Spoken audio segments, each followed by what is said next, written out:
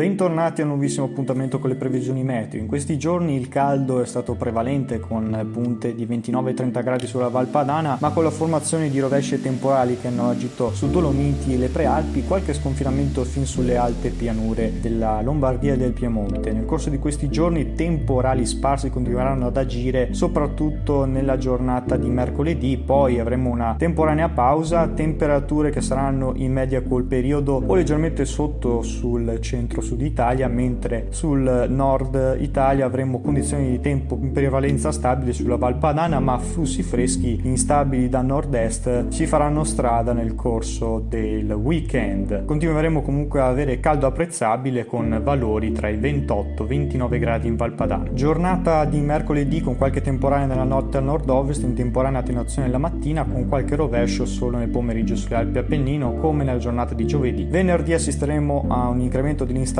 su gran parte della regione e poi tutto il weekend. Infatti infiltrazioni più fresche dall'Europa orientale garantiranno un weekend molto perturbato con temporali in formazione dalle Prealpi tra il pomeriggio e la serata fin sulla Val Padana, con rovesci e temporali intensi, locali grandinate. Avremo possibilità soprattutto nella giornata di domenica a un incremento di instabilità, un clima più fresco. Infatti confermiamo da questa grafica come queste giornate saranno ancora caratterizzate da questa circolazione depressionaria sul Mediterraneo, con un flusso instabile che riuscirà a transitare nel weekend e a portare quindi i forti rovesci temporali in contrasto con il caldo che si accumulerà in questi giorni. E infatti la tendenza per la prima decade del mese di giugno vedrà continui flussi instabili da nord-est, e quindi continueremo a trovarci in compagnia di temporali diurni anche serali sulle pianure. Ma per tutti gli aggiornamenti consultate prossimi aggiornamenti meteo.